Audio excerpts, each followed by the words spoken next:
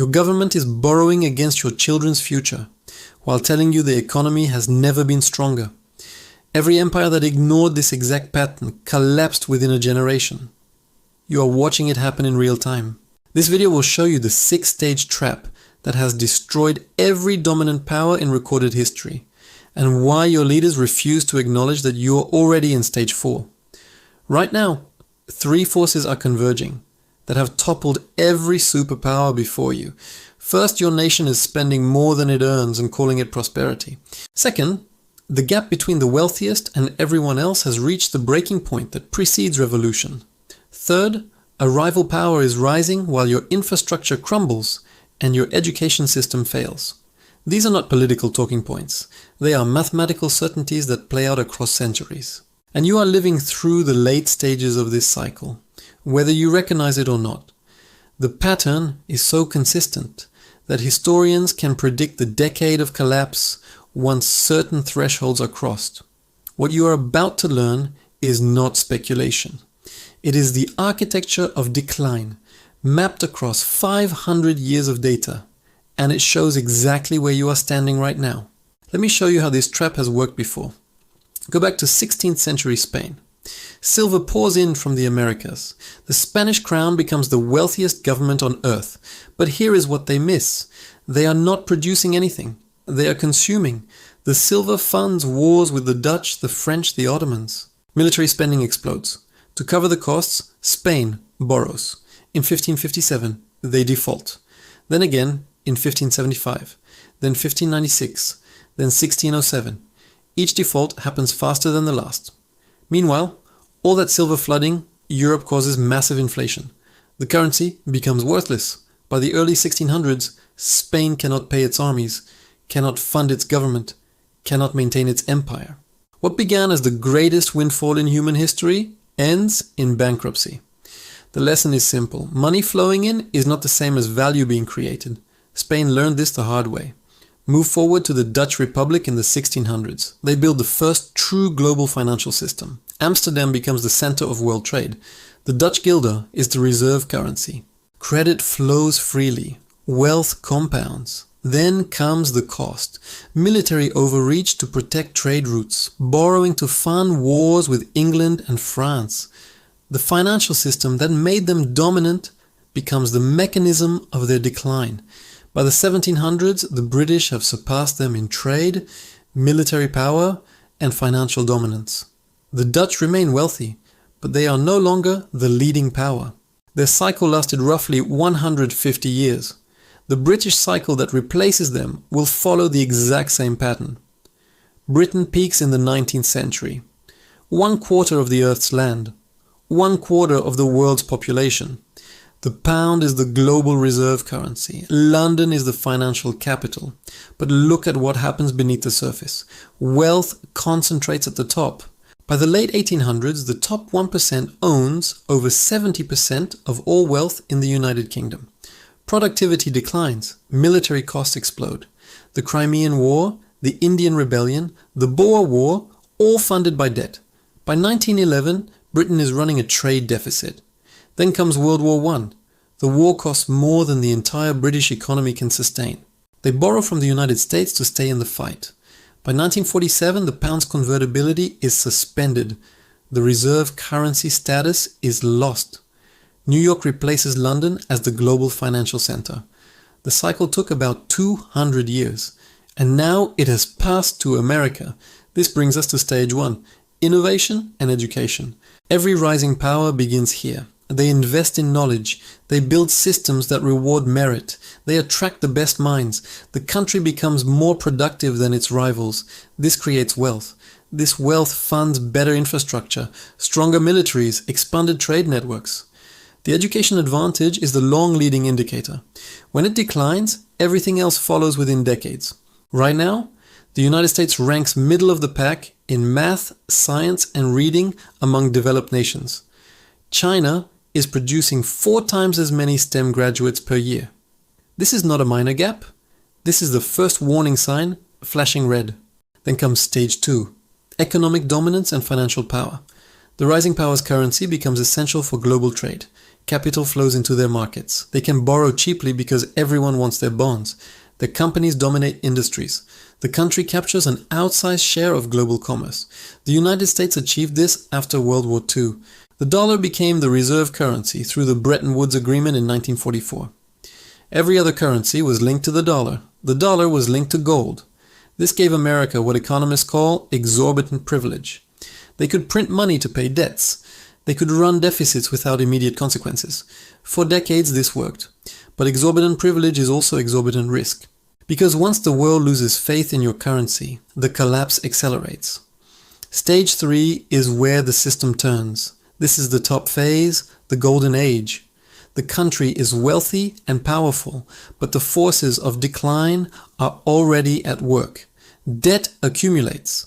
The government borrows to fund wars, social programs, infrastructure that is no longer productive. The wealthy use their influence to capture more resources. The wealth gap widens. People who are struggling start to resent people who are thriving. Political extremism rises on both sides. The country begins to fracture. Military overreach is common in this phase. The dominant power tries to maintain its position through force, but the cost of policing the world exceeds what the economy can support. This is where Britain was during the Boer War. This is where the United States is now. The US national debt is pushing $35 trillion. The cost of servicing that debt, just paying the interest, exceeds $1 trillion per year. That is more than the defense budget. That is not spending on education, infrastructure, or healthcare. That is simply the bill for past borrowing. And here is the critical part. As old low-interest debt rolls over into new higher-interest obligations, the cost climbs every year. At current rates, interest payments will consume 20% of all federal revenue within a decade. That leaves less money for everything else. This is the debt trap. And once you are in it, there are only two ways out: default or inflate. History shows that governments always choose inflation. They print money to pay the debt. This devalues the currency. It erodes savings. It punishes anyone holding cash or bonds. And it accelerates the loss of reserve currency status. Stage 4 is the internal fracture. Wealth inequality reaches unsustainable levels. The middle class shrinks. Social mobility declines. People lose faith in institutions. Trust in government, media, and corporations collapses. Populist movements rise on both the left and the right. Each side blames the other for the country's problems. The wealthy begin to move capital offshore. They see the instability and they protect their assets. This creates a vicious cycle. Capital flight reduces tax revenue. Lower revenue forces higher taxes on whoever remains. Higher taxes drive out more wealth. Productivity falls. The economy stagnates. The United States is deep into this stage now. Political polarization is at historic highs. The wealth gap is wider than it has been since the 1920s. The top 1% owns more than the bottom 90% combined. Surveys show that a majority of Americans believe the country is on the wrong track. Trust in institutions is at record lows. These are not coincidences. These are symptoms of late-stage imperial decline. Meanwhile, a rival power is rising. This is stage 5, the external challenge. Every dominant empire faces this. Spain faced the Dutch faced the British faced the Americans now face China. The pattern is always the same. The rising power invests in education and infrastructure, while the dominant power borrows and consumes. The rising power builds productive capacity, while the dominant power financializes its economy. The shift happens slowly at first, then all at once. Right now, central banks around the world are diversifying their reserves away from the dollar. Gold purchases by foreign central banks have more than doubled in the past 3 years. In 2022, central banks bought over 1,100 tons of gold. In 2023, over 1,000 tons. In 2024, over 1,000 tons again. This is a 15-year streak of net additions.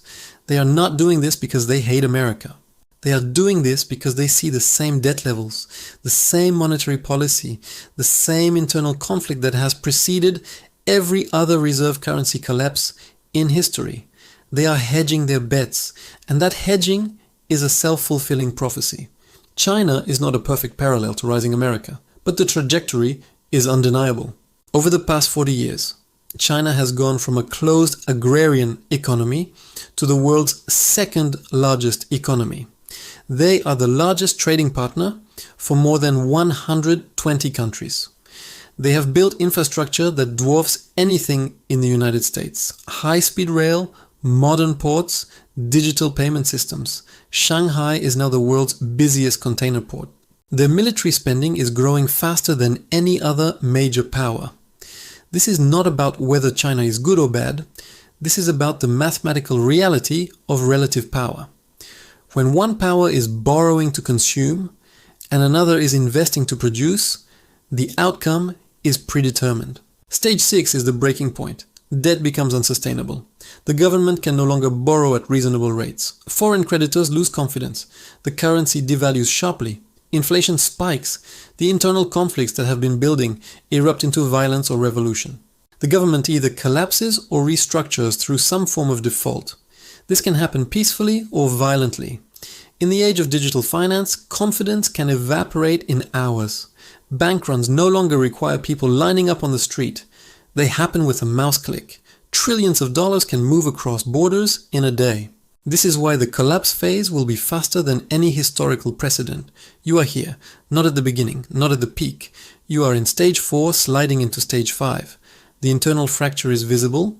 The external challenger is rising. The debt is unsustainable. The currency is losing its privileged status. The education system is lagging, the infrastructure is crumbling, the wealth gap is historic, the political system is paralyzed. These are not abstract trends, these are measurable realities. In 2023, Fitch Ratings downgraded the United States credit rating from AAA to AA+. The reasons were a deteriorating financial condition, escalating government debt, and declining governance standards. This is the first major signal. Downgrades reflect the market's growing awareness that collapse is possible. The fact that this happened during economic growth is concerning. It means the debt problem is structural, not cyclical. At current spending levels, the debt will double within 15 years. Interest payments alone will consume nearly half of all tax revenue. That leaves no room for discretionary spending. The system becomes rigid, and rigid systems break. Now let me show you what survival looks like. First rule: reduce exposure to the collapsing system. This means owning assets not denominated in the failing currency. Gold, real estate, commodities, businesses that produce real value. These assets do not care what happens to the dollar. Currency is a claim on value. Hard assets are value itself. Shift your wealth accordingly. Second rule: diversify geographically. Do not keep all assets in one jurisdiction. The government that is drowning in debt controls your bank account, your brokerage, your retirement. If they need your money, they will take it. In 1933, the US confiscated privately held gold. In 2013, Cyprus seized funds from bank accounts, spread assets across multiple countries, currencies, jurisdictions. Third rule: invest in skills and relationships that have value independent of the current system. The currency may collapse, the government may fail, but people will still need food, shelter, medical care, education, security. If you can provide these, you have value. Disruption creates opportunity for those who are prepared. The pattern has held for 500 years. The debt trap is universal. The reserve currency trap is universal. They all happen in sequence. They all lead to the same place. You are not being told this by your leaders because politicians benefit from spending money they do not have. Financial elites benefit from borrowing cheaply. The media benefits from the status quo. None of these groups has incentive to warn you, but the data does not lie. The United States is following the exact trajectory as every empire that collapsed. The stages are playing out in order. The timeline is accelerating. Spain denied it. The Dutch denied it. The British denied it. The Americans are denying it now. The denial is the most reliable indicator of all. You now understand the map. You know the 6 stages. You can see where the United States sits. You can see the forces at work. This gives you an advantage. Once you see the trap, you can act, move assets, diversify, build resilience. The collapse of an empire is a crisis for the unprepared. It is an opportunity for those who understand. The window to act is closing. The math is accelerating. The debt is compounding. Confidence is eroding. Once the tipping point is reached, Events will move faster than you can react. The time to prepare is before the crisis. History is unforgiving to those who ignore its lessons. If this opened your eyes to the cage you are living in, subscribe. Because in the next video, we dismantle the rest of the illusion.